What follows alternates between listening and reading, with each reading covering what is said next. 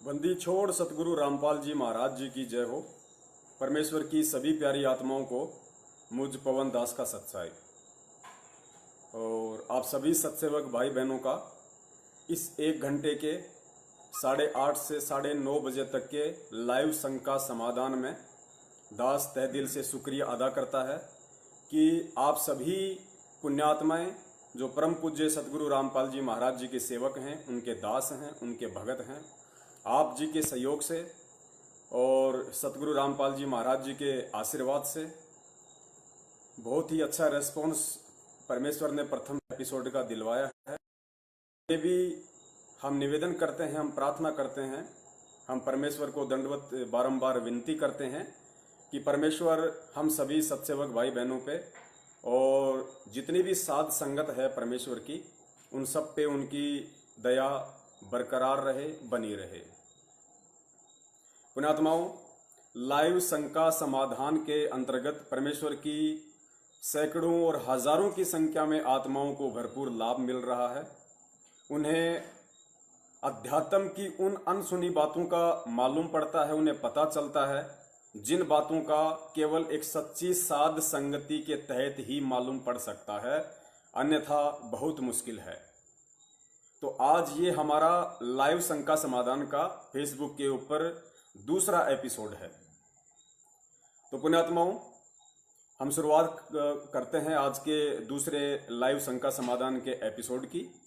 और दास के व्हाट्सएप पे एक भगत भाई का मैसेज आया और भगत भाई ने अपनी शंका जाहिर की कि भगत जी, हमें एक शंका है, क्योंकि हम बरवाला कांड 2014 के बाद परम पूज्य सतगुरु रामपाल जी महाराज जी से हम जुड़े हैं। हमें नहीं पता था भगत जी कि जितने भी नामदान केंद्र खोल रखे हैं सतलोक आश्रम मैनेजमेंट हरियाणा ने, वो नामदान केंद्र परम पूज्य सतगुरु रामपाल जी महाराज जी के आशीर्वाद से नहीं खुले हुए हैं। मनमुखी रूप से इन लोगों ने नामदान केंद्र खोल रखे हैं। तो भगत जी, मैं आप जी से जानना चाहता हूं, मेरी शंका है। मैंने बहुत सारे भगत भाइयों से पूछा, लेकिन मुझे कोई संतोषजनक उसका जवाब नहीं मिला। दास ने उनसे प्रार्थना की कि भगत जी आप अपना सवाल रखिए। तो भगत जी ने कहा कि मेरा सवाल ये है कि मैं जब भी संध्या आरती करता हूं और संध्या आरती के अंत में जब गुरुदेव भगवान का अंग आता है, तो एक जगह जाकर मुझे बड़ी शंका उत्पन्न हो जाती है।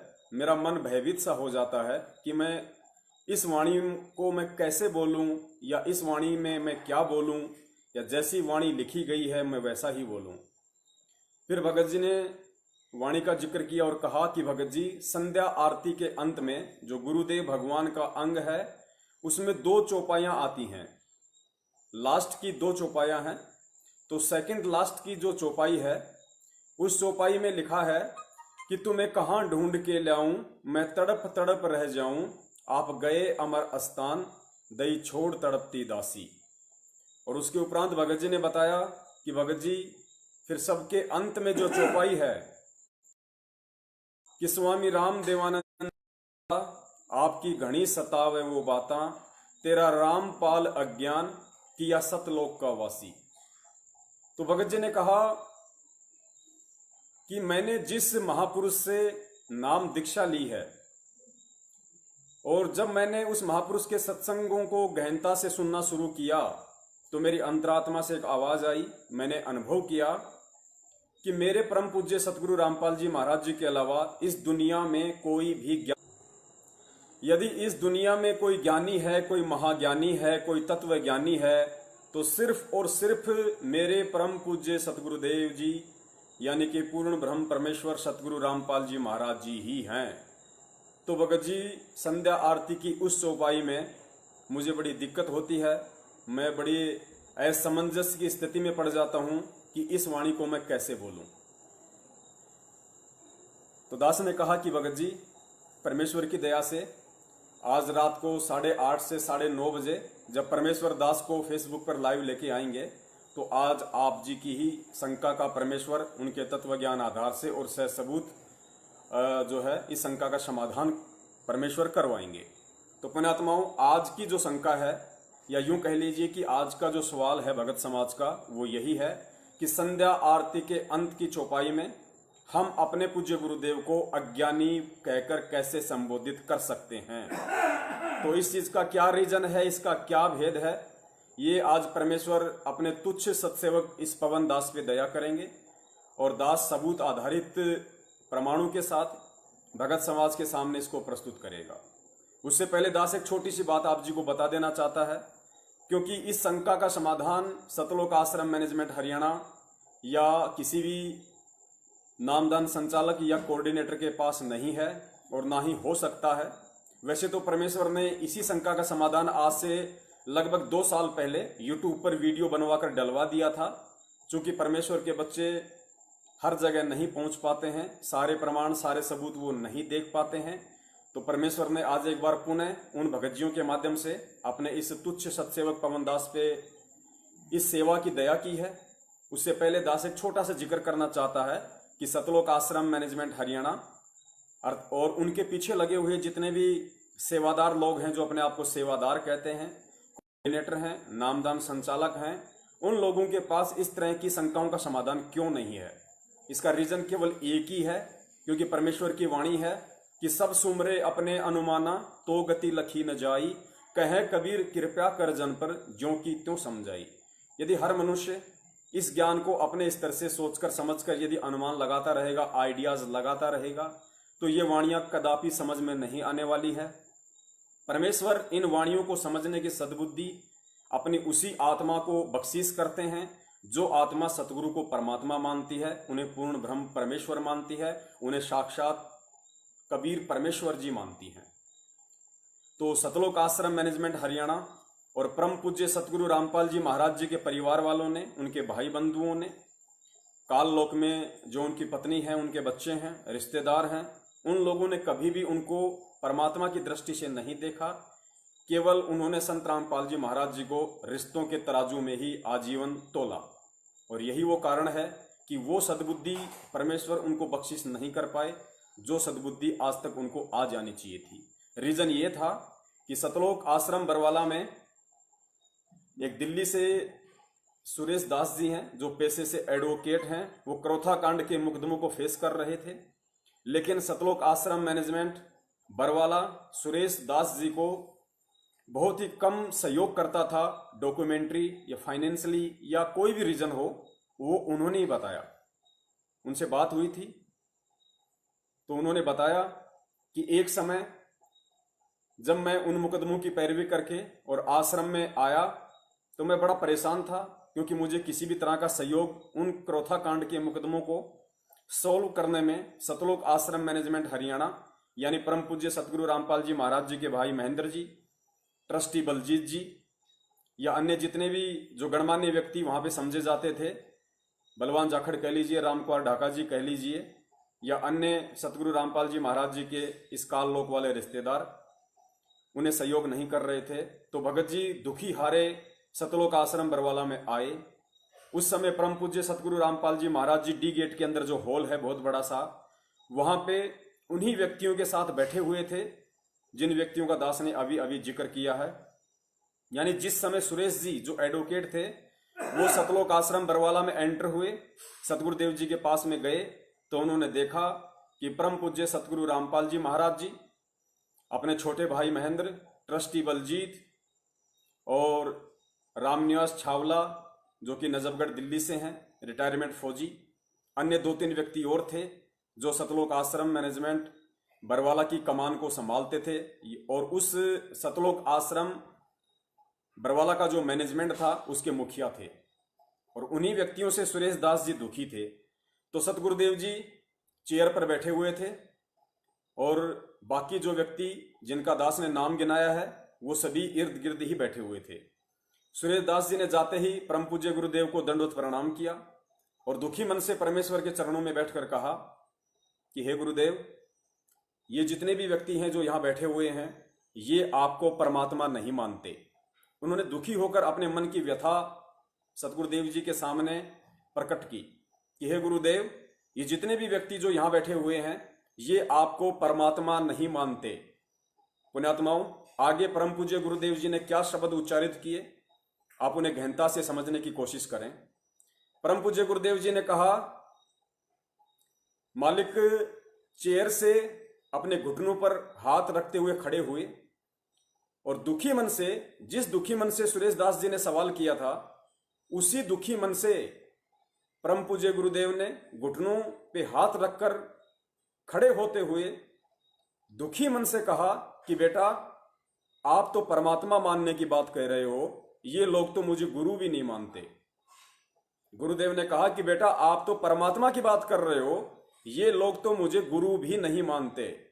तो पुण्यात्माओं, इसी बात से आइडिया लगाया जा सकता है, इसी बात से हम विचार कर सकते हैं कि हरियाणा में जो कहावत है कि घर का जोगी जोगना और बाहर का जोगी सिद्ध, यानी जो घर का साधु संत होता है या जो घर का जो गणमान्य व्यक्ति होता है, वो बाहर वालों की तुलना में, उन परिवार वालों की नजरों में बहुत ही छोटी दृष्टि में होता है।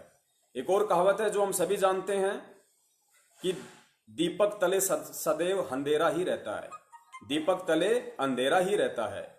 तो पुण्यात्माओं, वो परम पूज्य परमेश्वर सतगुरु रामपाल जी महाराज जी, जो सारी सृष्टि का रचयिता है, सारी सृष्टि का नायक है, सारे ब्रह्मांडों का उत्पत्ति करता है, सृजनहार है, वो परमेश्वर जिस कुल में, जिस परिवार में एक लीलामय जीवन के लिए 8 सितंबर 1951 के दिन एक दीपक बनकर प्रकट हुए, उस दीपक ने अपने तत्वज्ञान आधार से हिंदुस्तान सहित पूरी दुनिया में रोशनी की लगातार कर रहे हैं और आने वाले समय में इसी रोशनी से पूरा विश्व जगमगाएगा, जगमगाहट होगी।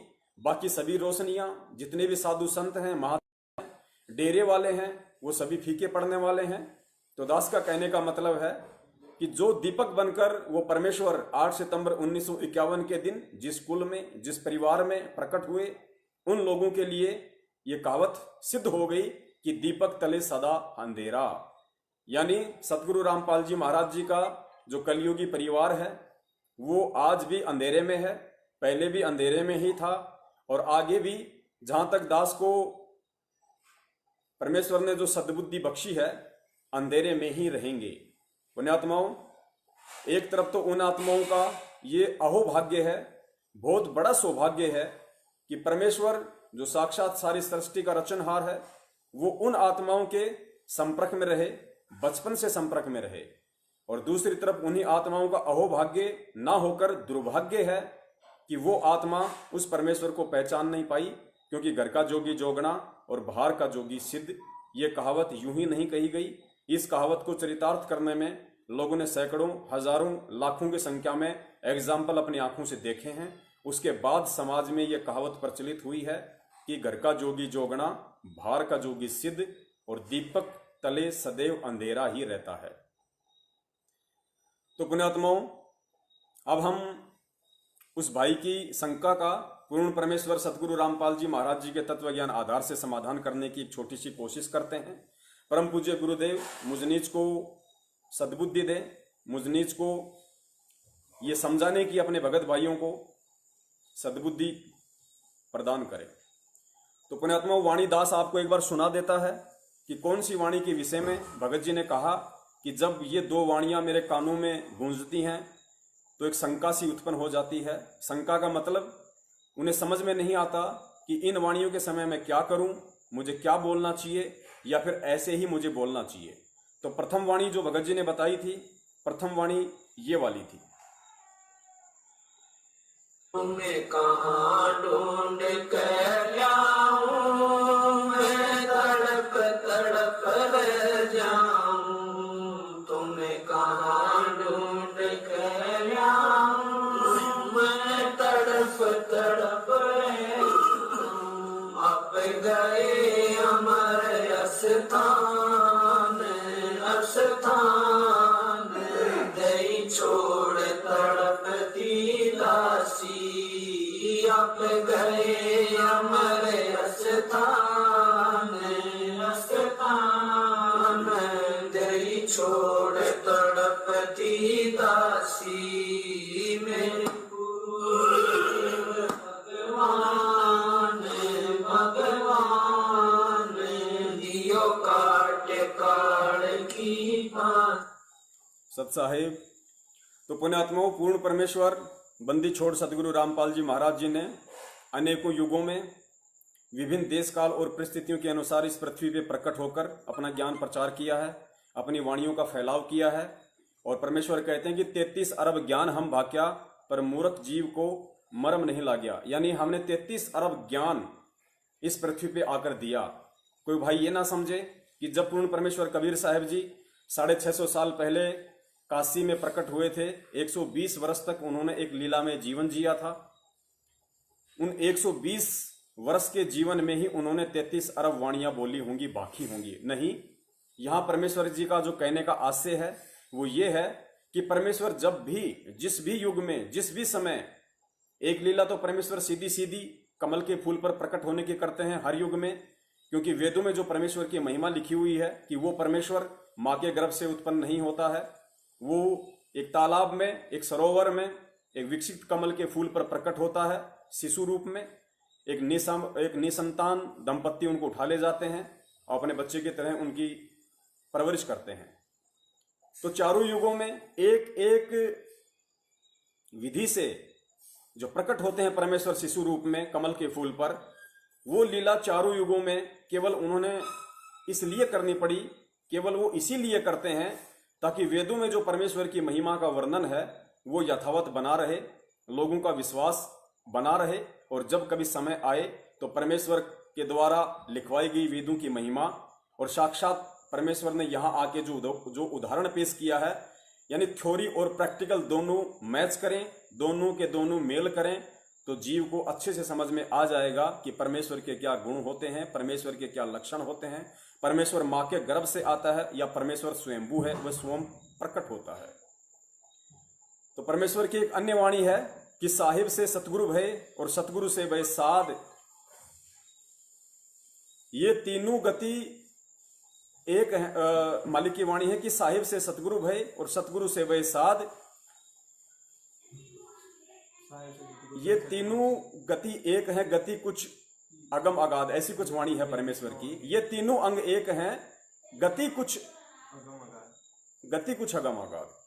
यानी वो परमेश्वर जो सारी सृष्टि का रचनहार है, जो कबीर परमेश्वर है, जो अपने निज लोक शतलोक में रहता है, वो परमेश्वर स्वयं साहिब रूप है।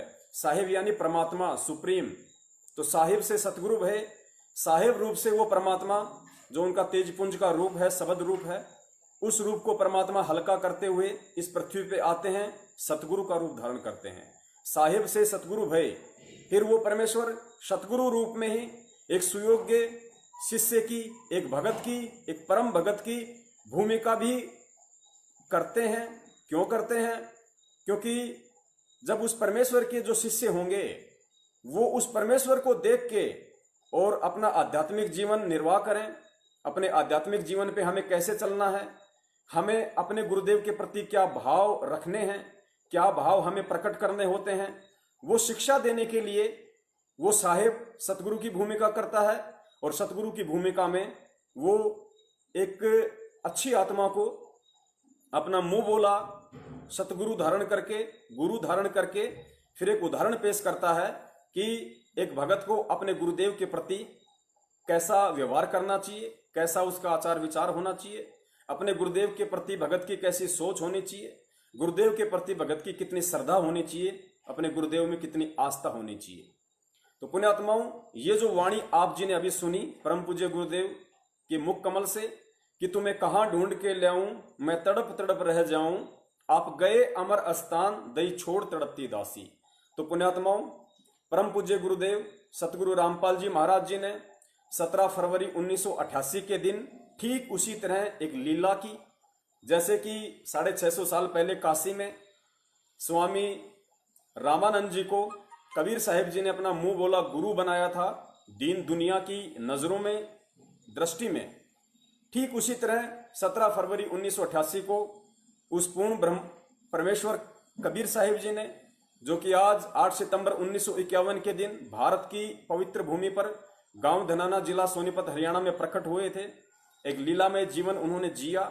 और 17 फरवरी 1988 को आदरणीय गरीबदास जी महाराज जी के 12वें पंथ में प्रवेश करते हुए उन्होंने स्वामी राम देवानंद जी महाराज जी को, जो कि एक बहुत ही अच्छी आत्मा थी, उनको अपना मुंह बोला गुरु धारण किया, क्योंकि परमेश्वर ने एक सतगुरु की भूमिका करके आगे जो पिछली पीढ़ी की आत्माएं हैं उनको मोक्ष प्रदान करवाना था। तो गुरुदेव ने उससे पहले एक शिष्य की भूमिका निभाना भी अति आवश्यक था, तो उन्होंने उस शिष्य की भूमिका निभाई। और उस शिष्य की भूमिका के अंतर्गत जब हमारे दादा गुरुदेव स्वामी राम देवानंद जी महाराज जी का शरीर छूटा और वो सतलोक को प्राप्त हुए, उसके उपरांत ये जो शब्द है, जो अंतिम जो गुरुदेव का अंग है, ये गुरुदेव का अंग केवल परम पूज्य गुरुदेव सतगुरु रामपाल जी महाराज जी ने अपने गुरुदेव यानी हमारे दादा गुरुदेव को समर्पित किया है। स्वयं सतगुरु रामपाल जी महाराज जी ने ही इस शब्द का निर्माण किया है, गुरुदेव के अंग का। तो अपने गुरुदेव की सतलोक प्राप्ति के बाद अपने गुरुदेव के प्रति एक भगत का क्या भाव होना चाहिए, किस तरीके से उसकी रहनी करनी होनी चाहिए, इस बात को, इस चीज को आने वाली जो पीढ़ियां हैं, आने वाला जो भगत समाज है, जो आप और हम हैं और हजारों साल तक जो आएंगे, उन सब के लिए सतगुरु रामपाल जी महाराज जी ने एक एग्जाम्पल के रूप में पेश किया है, एक उदाहरण के रूप में पेश किया है। और परम पूज्य सतगुरु रामपाल जी महाराज जी उस भगत के रोल में, उस भगत के वेश में अपने गुरुदेव के प्रति, अपने सतगुरुदेव के प्रति ये चौपाई उन्होंने समर्पित की है और कहा है कि तुम्हें कहां ढूंढ के लाऊं, मैं तड़प तड़प रह जाऊं, आप गए अमर स्थान दई छोड़ तड़पती दासी। कि हे गुरुदेव, आपने अपने इस शिष्य, आपने अपने भगत, आपने अपने दास इस रामपाल दास को अकेला छोड़ दिया है। हे परमात्मा, मुझे आपकी इतनी संगति प्राप्त हुई, मैं इतने समय तक आपकी शरण में रहा, मैंने इतना सब कुछ आप जी की शरण में रह के सीखा। हे परमेश्वर, आप सतलोक को चले गए हैं और आपने अपने इस दास को, आपने अपनी इस आत्मा को इस काल लोक में अकेली ही तड़पने के लिए छोड़ दिया है। यानी गुरुदेव कह रहे हैं कि हे परमेश्वर, हे मेरे गुरुदेव, आपके सतलोक जाने के बाद ये आत्मा बेचैन है, ये आत्मा हमेशा आपके दीदार के लिए, आपके दर्शनों के लिए, आपके उन अनमोल वचनों को याद कर करके ये आत्मा आपके दर्शनों के लिए, आपके प्यार में, आपके वियोग में तड़पती रहती है। तो पुण्यात्माओं, जब ये वाणी संध्या आरती में आती है गुरुदेव भगवान के अंग में, तो दास इस समय बिल्कुल साइलेंट रहता है, दास इस वाणी को नहीं बोलता है। क्यों नहीं बोलता है? आप जी को पहले बता दिया गया है कि ये वाणी हमारे दादा गुरुदेव जी के सतलोक गमन के उपरांत हमारे जो सतगुरुदेव जी हैं, परम पूज्य सतगुरु रामपाल जी महाराज जी, उन्होंने उनके प्रति अपने भाव व्यक्त करते हुए, अपने आप को एक दास साबित करते हुए, अपने आप को एक सुयोग्य भगत सिद्ध करते हुए अपने गुरुदेव के प्रति अपने विचार, अपने आभार, अपनी श्रद्धा, अपने भाव व्यक्त किए हैं। हमें क्यों नहीं बोलनी? हमें इसलिए नहीं बोलनी है क्योंकि हमारे गुरुदेव पूर्ण ब्रह्म परमेश्वर, साक्षात वो कबीर परमात्मा है, साक्षात वो बंदी छोड़ है। और बंदी छोड़ ना कभी जन्मता है, ना कभी वो मरता है। और आज साक्षात वो परमात्मा हमारे सतगुरु के रूप में, हमारे गुरु के रूप में इसी पृथ्वी पे प्रकट है, हमारी नजरों के सामने है, इस धरातल पे वे आज प्रत्यक्ष हैं।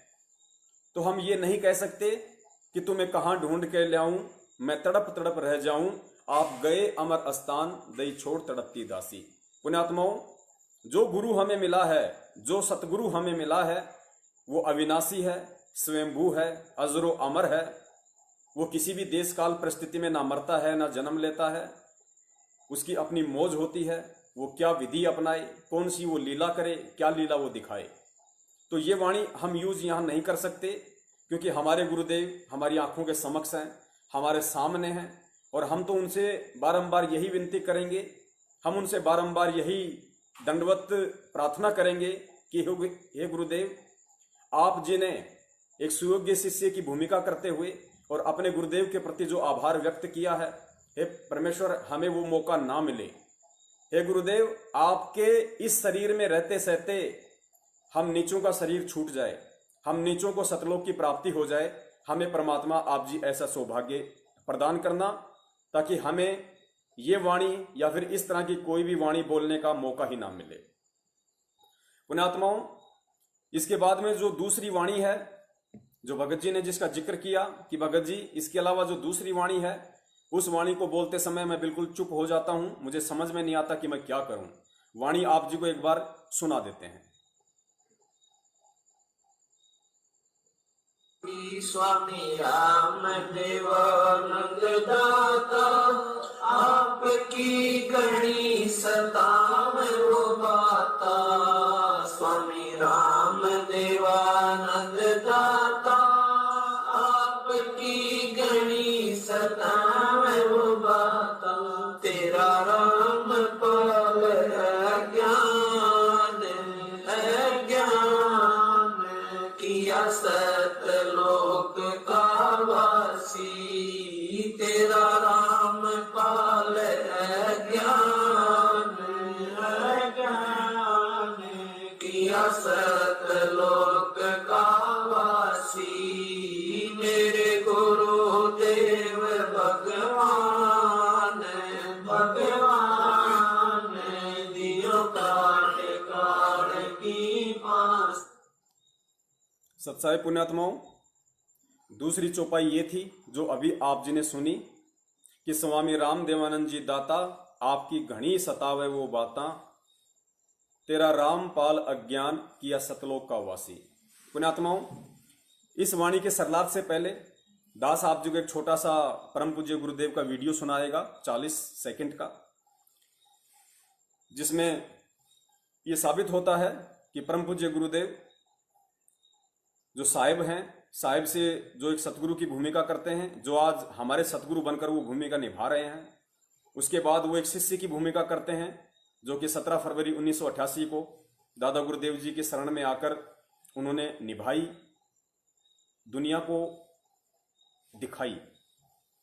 तो वो गुरुदेव, वो परमात्मा एक सुयोग्य भगत की भी भूमिका निभाता है। ये वीडियो आप जी सुनिए स्वयं परम पूज्य गुरुदेव सतगुरु रामपाल जी महाराज जी के मुख कमल से। अब वो परमात्मा है जिसने आकर खुद यहाँ पर सत्संग किया और सच्चा ज्ञान दिया। वही सतगुरु है और वही आकर के यहाँ एक सच्चे भगत की भूमिका करते हैं। एक नेक नागरिक का अभिनय भी वही करते हैं। अपना करके खाओ, जैसे राखे भगवान न्यों रहो। ज्यादा इस दौड़ धूप माया की संग्रह करने में अपना जीवन मत नसाओ, नाश ना करो। ये एग्जाम्पल दिया दाता ने, और जो ये भी उन्होंने प्रमाणित कर दिया कि जो सच्ची लगन से मुझे बजता है, संसार की दृष्टि में बेशक निर्धन दिखे, पर भगवान की दृष्टि में सबसे धनवान है। जय हो बंदी छोड़ की। ये परमेश्वर का एक बहुत ही अनमोल सा संदेश आप जियो तक पहुंचा है इस लाइव फेसबुक एपिसोड के माध्यम से, जो परमेश्वर ने 8:30 से 9:30 बजे रात्रि को अपने दासों को निमित्त बनाकर शुरू करवाया है। तो पुण्यात्माओं, आप जी ने देखा कि परम पूज्य सतगुरु रामपाल जी महाराज जी ठीक वही भूमिका कर रहे हैं, एक सुयोग्य शिष्य की, एक भगत की, जो आज से 650 साल पहले कबीर साहिब जी ने आदरणीय रामानंद जी को अपना मुंह बोला गुरु धारण करके की थी। पुण्यात्माओं, बीच में एक भाई का एक कमेंट्स आया था, शायद शंकरदास जी का ये कमेंट्स है, देवली टॉक से हैं।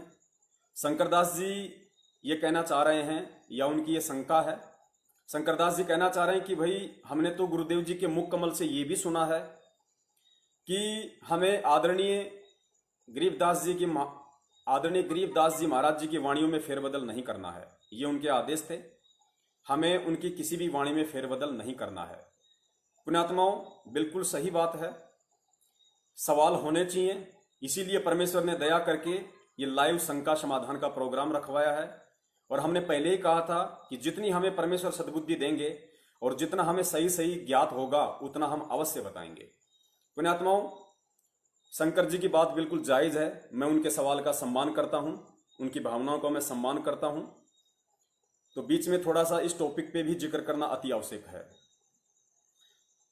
पुण्यात्माओं, परम पूज्य गुरुदेव सतगुरु रामपाल जी महाराज जी ने सत्संगों में जिक्र किया है। दास आपको उनका ये सत्संग भी सुनाएगा। परमेश्वर की दया से दास के पास उनका ये वीडियो, उनका ये जो सत्संग है वो भी दास के पास उपलब्ध है, क्योंकि पुण्यात्माओं वो परमेश्वर अंतर्यामी है और परमात्मा को इस बात का अच्छे से पता है कि जब मेरा दास फेसबुक पर लाइव आएगा तो कौन कौन से सवाल भगत समाज के द्वारा खड़े किए जाएंगे, कौन कौन सी शंकाएं भगत भाइयों के द्वारा जाहिर की जाएगी, तो मेरे दास को किसी भी प्रकार की कोई समस्या पैदा ना हो, तो परमेश्वर वो सारे सबूत इकट्ठे करवा देते हैं।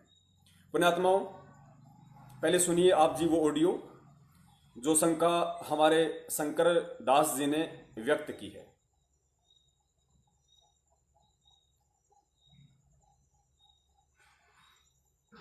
और फिर गरीबदास नाम से 12वां पंथा होगा, ये मेरे नाम से। उसमें मेरी महिमा की वाणी को मैं यथार्थ रूप में प्रकट करवाऊंगा, और वो वाणी इतनी प्रसिद्ध नहीं होएगी, लोग उसको छेड़छाड़ नहीं करेंगे। और गरीबदास ने आदेश दे दिया था उस लिखने वाले को कि जो मैं बोलूं उतना ही लिखेगा, और इसमें कोई छेड़छाड़ करेगा उसकी दुर्गति हो जाएगी। तो गरीबदास पंथ में ये धारणा गजब की बना रखी थी। समझ माई मारे क्यों कर रखा था यूं काम। सबकी ये धारणा थी कि मालिक की वाणी में जैसा भी बोल रखा है ऐसा ही लिखना, देश में एक भी अक्षर में फेरबदल कर दी तो उसकी कईयों के साथ ऐसी घटना घट गई थी, वो छेड़ा नहीं करते। इसमें परमात्मा ने गाली तक दे रखी है इन नकली पंथों को और इस काल को, जो मैं बोल नहीं सकता, और वो भी लिखनी पड़ी ने, उसमें फेरबदल नहीं कर सके क्योंकि विरान माटी हो जाती है, भगवान का आदेश था। तो इस कारण से गरीबदास की वाणी को किसी ने छेड़ा नहीं है। एज इट इज मात्रा है, वो मात्रा नहीं लिखी, उन्होंने परिवर्तन नहीं किया। और ये कारण ये था कि कहीं इसमें भी गड़बड़ कर दे, नालायक आके न कहेगा बेराज से नहीं। तो कहा कि 12वें पंथ में प्रगट हो वाणी। तो पुण्यात्माओं, जैसा कि शंकर भगत जी का अभी अभी कमेंट्स आया था, और परमेश्वर ने बिल्कुल उन्होंने जो सवाल किए वो जायज था, क्योंकि उन्होंने यही सत्संग मालिक का अवश्य सुना होगा, और यह सत्संग दास के पास भी उपलब्ध था। दास को भी इस बात का अच्छे से पता था कि हो सकता है संगत में से मेरा कोई भाई या बहन ये शंका व्यक्त कर सकता है। तो पुण्यात्माओं, बात बिल्कुल जायज है। आदरणीय गरीबदास जी महाराज जी का यह सख्त आदेश था, या यूं कह लीजिए कि आज से 300 वर्ष पहले सतगुरु रामपाल जी महाराज जी का सख्त आदेश था, क्योंकि आदरणीय गरीबदास जी महाराज जी के रूप में स्वयं संत रामपाल जी महाराज जी ही प्रकट थे, या यूं कह लीजिए कि वो कबीर परमेश्वर ही प्रकट थे। क्योंकि चाहे आप कबीर परमेश्वर कहिए, चाहे बंदी छोड़ गरीबदास जी महाराज कहिए, या चाहे आज वर्तमान में सतगुरु रामपाल जी महाराज जी कहिए, ये तीनों शक्ति, ये तीनों पावर एक ही हैं।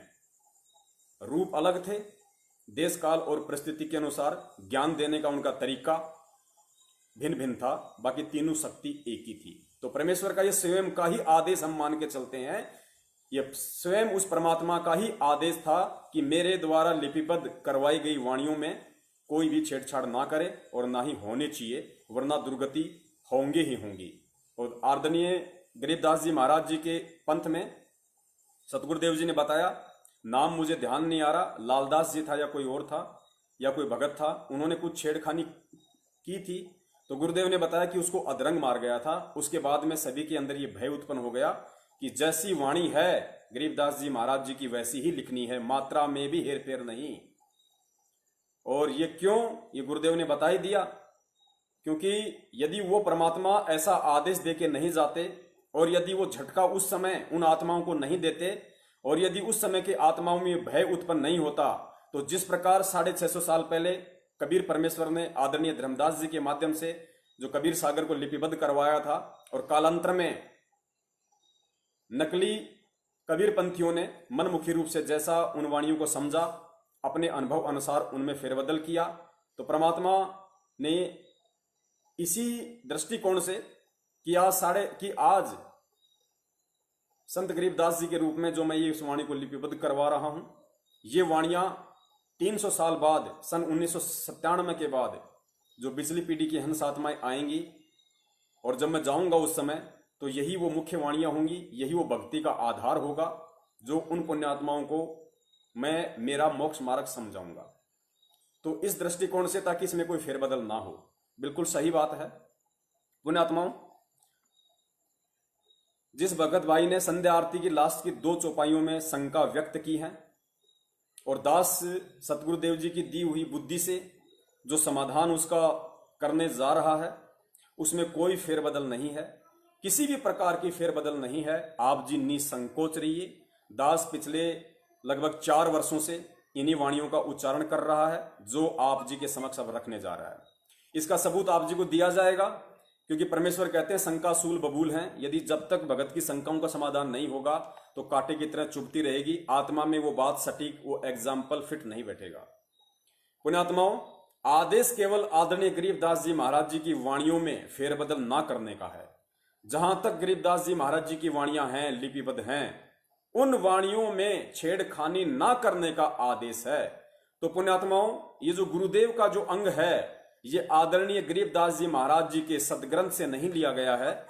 ये जो वाणी है गुरुदेव का अंग, ये हमारे परम पूज्य गुरुदेव सतगुरु रामपाल जी महाराज जी ने स्वयं अपने कर कमलों से लिपिबद्ध किया है, लिखा है। इसको आपको इसका प्रमाण देते हैं।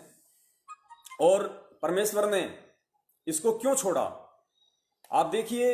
ये संध्या आरती का सरलार्थ जो पवित्र पुस्तक है, सन 2013 में ही इसको परम पूज्य गुरुदेव सतगुरु रामपाल जी महाराज जी के द्वारा सतलोक आश्रम बरवाड़ा में लिपिबद्ध कर दिया गया था, लिख दिया गया था। बस छपवाई नहीं थी। छपवाने का जो फायदा है वो सतलोक आश्रम मैनेजमेंट हरियाणा ने सन 2016 में उठाया और संगत में ये भ्रमणा फैला दी कि गुरुजी ने हिसार जेल से इसका अनुवाद करके भेजा है। जबकि आप इसकी भूमिका पढ़ेंगे शुरू में, तो सन 2013 में ही गुरुदेव ने इसको आश्रम में लिख दिया था। तो पुण्यात्माओं, इस पुस्तक के पेज नंबर 189 189 पे परम पूज्य गुरुदेव सतगुरु रामपाल जी महाराज ने स्पष्ट लिख रखा है कि मेरे गुरुदेव भगवान के सरलार्थ की आवश्यकता नहीं है। पुण्यात्माओं, इस बात को गहनता से समझने की कोशिश करना। गुरुदेव कह रहे हैं कि मेरे गुरुदेव भगवान के सरलार्थ की आवश्यकता नहीं है, यह तो अपने आप ही सरल है। पुण्यात्माओं, ये कितनी सरल है, ये कितनी साधारण है, क्योंकि तत्वदर्शी संत के चाहे मुख कमल से बोले गए शब्द हों या चाहे उनके कर कमलों के द्वारा लिपिबद्ध किए गए शब्द हों, उनका एक गहरा रहस्य होता है, सांकेतिक होते हैं। उनको समझना आम जीव के बस की बात नहीं है। तो पुण्यात्माओं, गुरुदेव ने जो बात कही है कि मेरे गुरुदेव भगवान के सरलार्थ की आवश्यकता नहीं है, यह तो अपने आप में ही सरल है। पुण्यात्माओं, यदि यह गुरुदेव भगवान का अंग इतना ही सरल होता तो आज लाखों भगत आत्माओं को संध्या आरती के अंत में शंका उत्पन्न नहीं होती। वो मन मार के डरते हुए ये वाणी ना बोलते कि तेरा रामपाल अज्ञान किया सतलोक का वासी। तो पुण्यात्माओं, ये बेहद ही जटिल है, ये बिल्कुल भी सरल नहीं है। ये परमेश्वर ने इतना ज्ञान देने के बाद आप और हम आत्माओं के दिमाग की परीक्षा लेने के लिए, आप और हम आत्माओं का अपने गुरुदेव के प्रति क्या भाव है, क्या श्रद्धा है, हम उनके सत्संगों की गहराई को, उनके संकेतों को, हम उनके कोड वर्डों को समझने के लायक हुए हैं या नहीं हुए हैं, इस बात की परीक्षा के लिए परम पूज्य गुरुदेव सतगुरु रामपाल जी महाराज जी ने इस वाणी का सरलार्थ नहीं किया और मात्र यही लिखकर छोड़ दिया कि मेरे देव गुरु भगवान के सरलार्थ की आवश्यकता नहीं है, ये तो अपने आप में ही सरल है। तो ये जो अंग है, ये आदरणीय गरीबदास जी महाराज जी की वाणियों का संग्रह नहीं है, अतः हम इसमें किसी भी प्रकार की कोई छेड़खानी नहीं कर रहे हैं। यानी गरीबदास जी महाराज जी की वाणियों के साथ में कोई छेड़खानी नहीं है। ये हमारे परम पूज्य गुरुदेव जी के द्वारा लिखा गया है और परम पूज्य गुरुदेव जी ने इन वाणियों में छेड़छाड़ करने के लिए ही ये शब्द लिखे हैं, अपने बच्चों के भाव जानने के लिए, उनके श्रद्धा जानने के लिए, कि मेरे ज्ञान को ये कितना समझ पाए कि भाई मैं अपने गुरुदेव के प्रति अपने विचार व्यक्त कर रहा हूं। यानी गुरुदेव जी कह रहे हैं कि मैं संत रामपाल दास अपने रामदेवानंद जी महाराज जी के लिए श्रद्धावश ये शब्द उच्चारित कर रहा हूं, लेकिन मेरे जो भगत हैं, संत रामपाल जी महाराज जी के जो भगत हैं, वो मेरे प्रति, अपने गुरुदेव के प्रति इस समय जब ये चौपाइयां आएंगी उनके मुख कमल से तो वो क्या करते हैं, वो क्या समझते हैं इस बात से, और किस तरीके से अपने गुरुदेव के प्रति वो भाव व्यक्त करते हैं। तो पुण्यात्माओं, दास जो प्रथम चौपाई है, तो पुण्यात्माओं बीच में थोड़ा सा नेट डिस्कनेक्ट हो जाता है, जिस वजह से थोड़ा अवरोध उत्पन्न हो जाता है। तो ये हमारे विवेक की परीक्षा है पुण्यात्माओं, ये हमारे विवेक की परीक्षा है कि हम अपने गुरुदेव को कितना जान पाए। सतगुरु रामपाल जी महाराज जी ने अपना जो मुंह बोला सतगुरु धारण किया था, वो सतलोक को प्राप्त हुए।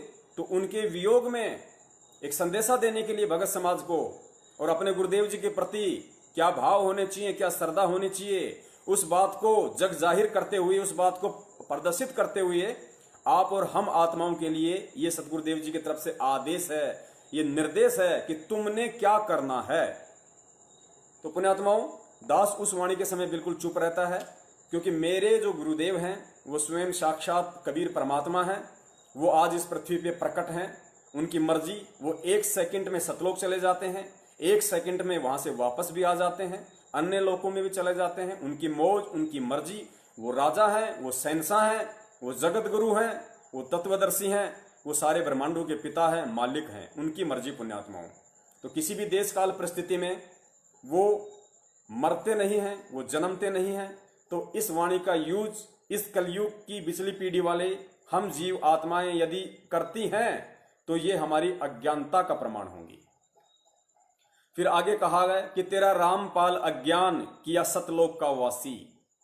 पुण्यात्माओं, दास इस वाणी में जो बोलता है, लास्ट की वाणी में जो गुरुदेव अपने गुरुदेव के लिए बोल रहे हैं कि स्वामी राम देवानंद जी दाता आपकी घनी सतावे वो बातां, आपका रामपाल अज्ञान, अपने गुरुदेव को कह रहे हैं कि आपका ये तुच्छ रामपाल दास तो अज्ञानी है।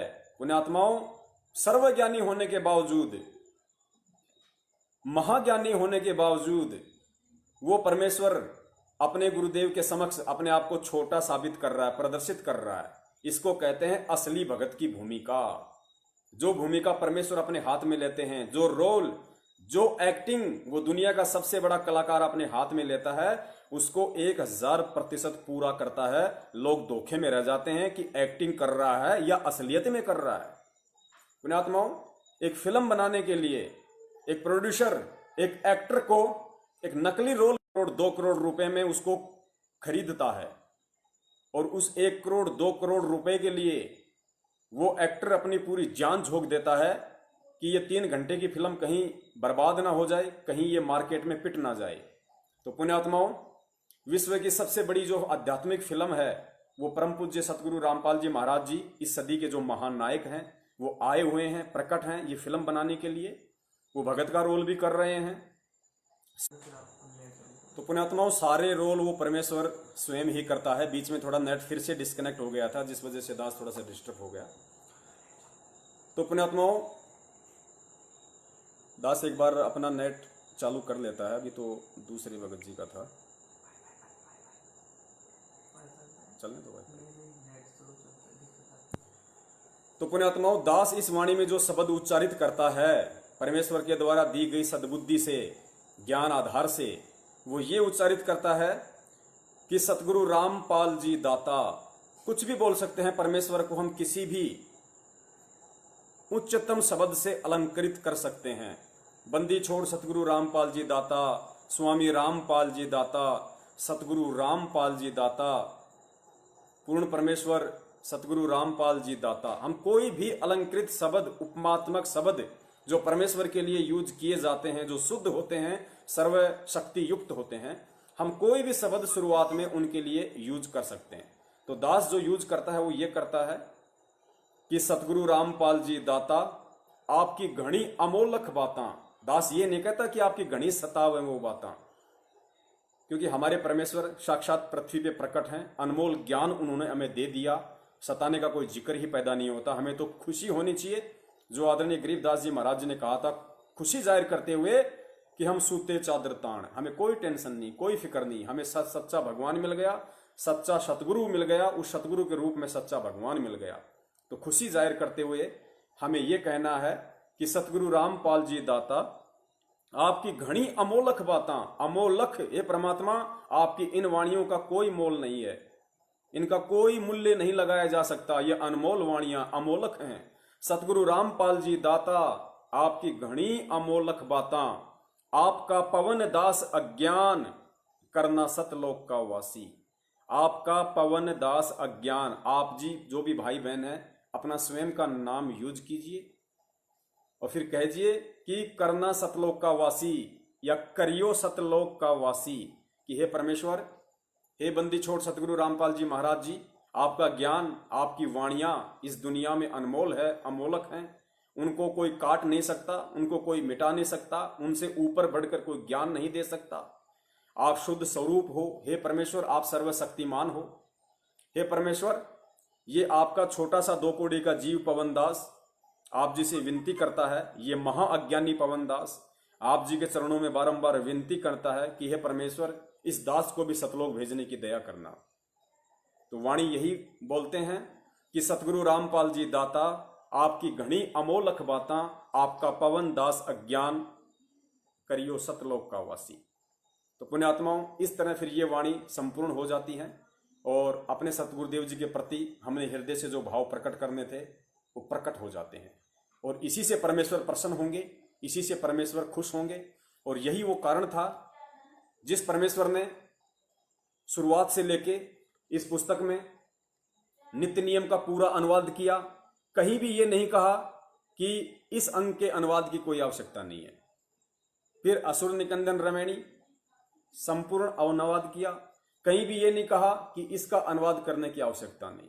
फिर संध्या आरती का अनुवाद किया, लेकिन अंत में कह दिया, लिख दिया कि गुरुदेव भगवान का अंग तो वैसे ही सरल है, इसके अनुवाद की कोई आवश्यकता नहीं है। यह परमेश्वर ने एक रिक्त स्थान छोड़ा था, एक संकेत छोड़ा था आप और हम जीवों के लिए कि देखें मेरे बच्चे मेरे से ज्ञान लेने के उपरांत कितना समझ पाते हैं इस ज्ञान को और मुझे, और मेरे प्रति उनके कितने भाव हैं, किस तरह से वो अपने भाव अपने गुरुदेव के प्रति जग जाहिर करते हैं, वो प्रकट करते हैं। तो उम्मीद करता हूं उस भाई की शंका का समाधान हो गया होगा। जितनी दास को परमात्मा ने सद्बुद्धि बख्शिश की थी, उतना दास ने जी जान लगा के शंका का समाधान करने की परम पूज्य गुरुदेव सतगुरु रामपाल जी महाराज जी के आशीर्वाद से कोशिश की है। उम्मीद करता हूं दास सफल हुआ होगा। 10 मिनट इस प्रोग्राम के शेष हैं।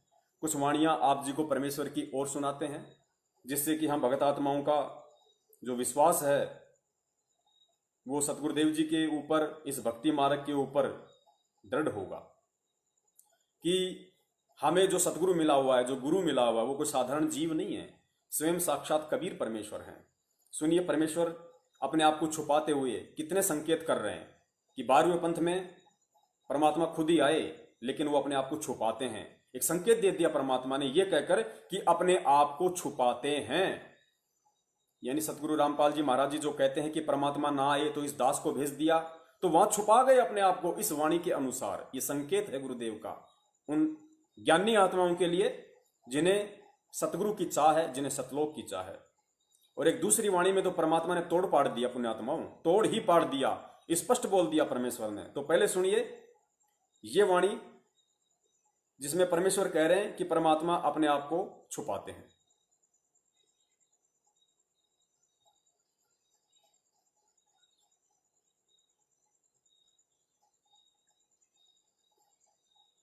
बोलो सतगुरुदेव की जय हो। कबीर ये माया अटपटी सब गट आन अड़ी, और किस किस न समझाऊं या कुआ भांग पड़ी। तो यहाँ हम सभी एक का कुएं का भांग पिए फिर रहे। वो परमात्मा आता है, हम उसका भी जूते मारते हैं, उसको बुरा कहते हैं, नकलियों का स्वीकार करें बैठे तो आसपास भी नहीं भगवान कहिए। अब कहने का दास का तात्पर्य है कि इस दास के स्थान पर ये सोच लो परमात्मा बैठे हैं, और फिर हम कैसे व्यवहार करेंगे उस एक का कुएं का भांग। पुण्यात्माओं ध्यान से सुनना, क्या शब्द उस सारी सृष्टि के रचनहार कबीर परमेश्वर के द्वारा उच्चारित किए जा रहे हैं।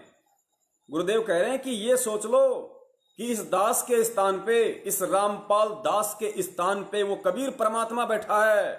हमें आदेश दिया जा रहा है गुरुदेव के द्वारा कि ये सोच लो कि इस रामपाल दास के स्थान पर कबीर परमात्मा बैठा है। तो हमें मानना पड़ेगा कि सामने संत रामपाल जी नहीं बल्कि कबीर परमेश्वर जी बैठे हैं।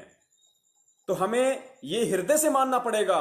और फिर गुरुदेव कह रहे हैं कि उसी के अनुसार फिर रहनी करनी करो। एक बार दोबारा सुनो पुण्यात्माओं।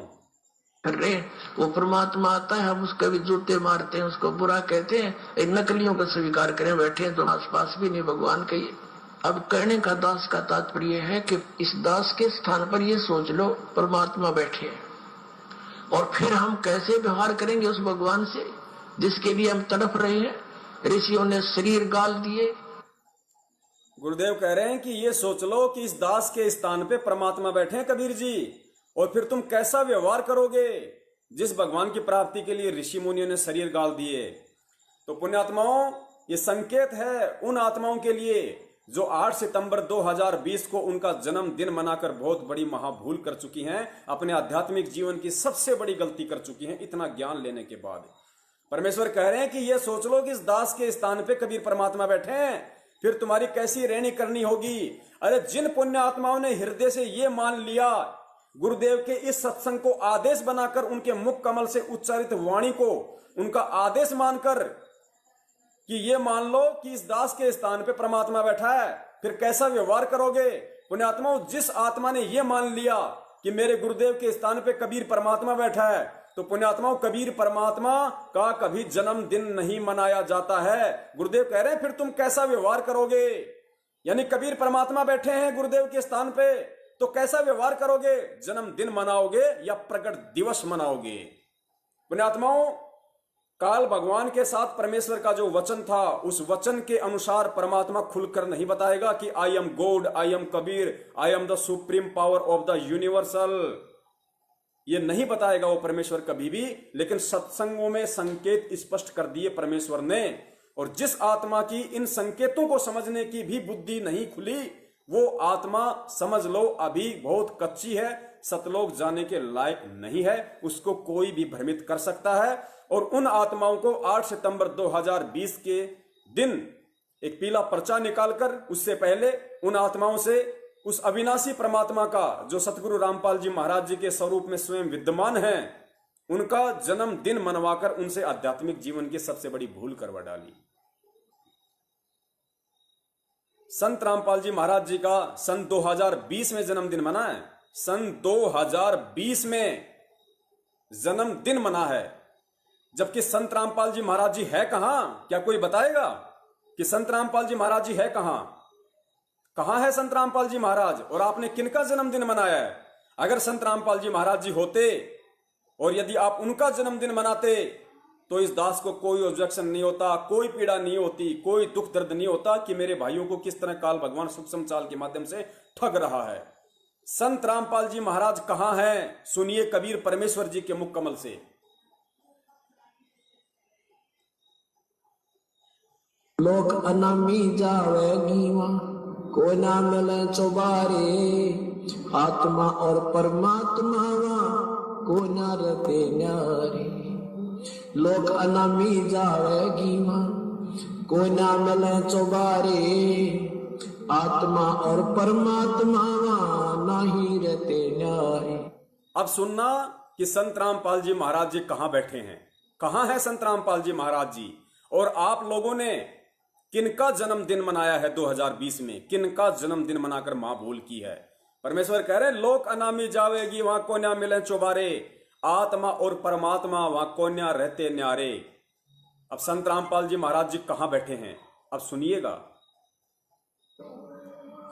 रामपाल प्रीतम प्यारे की आत्मा वह पूर्ण आनंद लेरी, साच कहूं ना झूठ रती भर, बात मान ले मेरी। पुण्यात्माओं, गुरुदेव कह रहे हैं कि लोक अनामी जावेगी वहां कोन्या मिले चुबारे, आत्मा और परमात्मा वहां कोन्या रहते न्यारे। आप लोगों ने तो जो संत रामपाल जी महाराज जी ने अपने आप को छुपाते हुए दुनिया वालों की नजरों में कि एक बार मुझे रामपाल समझकर, मुझे एक साधारण सा गुरु और संत समझकर मेरी शरण में आ जाएं, भले ही वो कबीर जी को कोई और मान लें, कोई दूसरी शक्ति मान लें, और मुझे कबीर जी का भेजा हुआ एक दूत मान लें, संत मान लें। इस दृष्टिकोण से पेज नंबर 538 गहरी नजर गीता में जो परमेश्वर ने लिखा है कि मुझ रामपाल दास को दिन के 10 बजे कबीर परमात्मा आकर मिले, ये केवल दुनिया वालों की नजरों के लिए परमेश्वर ने लिखा। पुण्यात्माओं, इस ज्ञान क्षेत्र में आ जाने के बाद, उनसे ज्ञान लेने के बाद हमें ये चीजें समझ में आ जानी चाहिए। उन आत्माओं को तो नहीं समझ में आएंगी।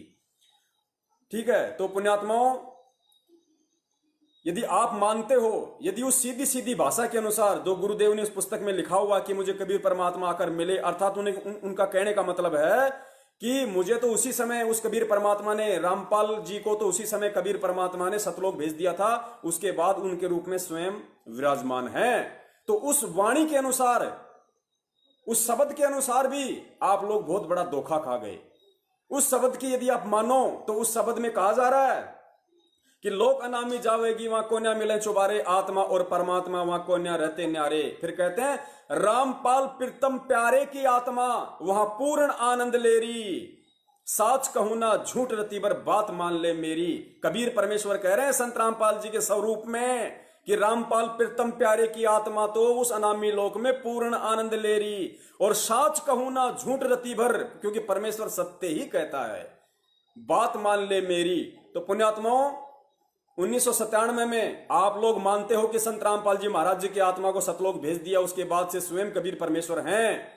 तो फिर 2020 में तुम्हें यह मालूम होते हुए भी कि 1997 में सतगुरु रामपाल जी महाराज जी को सतलोक भेज दिया गया है, और उनके शरीर में इस 5 तत्व के पुतले में स्वयं वो कबीर परमेश्वर उनके स्वरूप में विद्वान है। तो पुण्यात्माओं, तुम भाई बहनों ने इतना ज्ञान लेने के बाद सन 2020 में जन्मदिन क्यों मनाया, और तुमने किसका मनाया फिर? क्योंकि संत रामपाल जी महाराज जी तो है ही नहीं, वाणी बोल रही है कि वो तो अनामी लोक में जा चुकी है वो आत्मा। तो आज 2020 में तुमने किनका जन्मदिन मनाया? पुण्यात्माओं, बहुत बड़ा धोखा खा लिया, बहुत बड़ी ठोकर खा चुके हो आप लोग, जिन जिन लोगों ने 8 सितंबर के दिन उनका जन्मदिन मनाया। पुण्यात्माओं, परमेश्वर और क्या कहेगा? अब हनुमान जी की तरह कोई सीना फाड़ के नहीं दिखाएगा कि आई एम कबीर, दर्शन कर लो मैं कबीर हूं, ये नहीं कहेगा, क्योंकि ज्ञान मार्ग का ये समय है।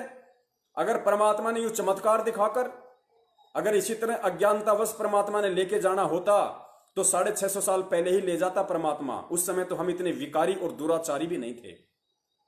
लेकिन परमेश्वर ने उदाहरण पेश कर दिया कि मुसलमान धर्म के प्रवर्तक हजरत मोहम्मद को मैं बिना ज्ञान समझाए सतलोक लेकर गया था, लेकिन वो नहीं रहा।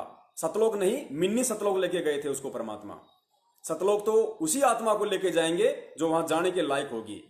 परमात्मा ने फिर बताया कि मिनी सतलोक में हजरत मोहम्मद को मैं केवल इसीलिए लेके गया था ताकि पिछली पीढ़ी आत्माओं को यह समझा सकूं कि बिना ज्ञान के यदि कोई सतलोक चला भी जाएगा तो वहां टिक नहीं पाएगा। और हजरत मोहम्मद साहब मिनी सतलोक में टिक नहीं पाए। क्यों? गुरुदेव ने बताया कि उनके यहां पे लाखों की संख्या में अनुयायी हो गए थे, मान बढ़ाई और अहंकार उनके अंदर कूट कूट के भर गया था। इस वजह से सतलोक में वो नहीं टिक पाए, मिनी सतलोक में, और यहां वापस आने की उन्होंने जिद की और उनको वापस मुझे छोड़ना पड़ा।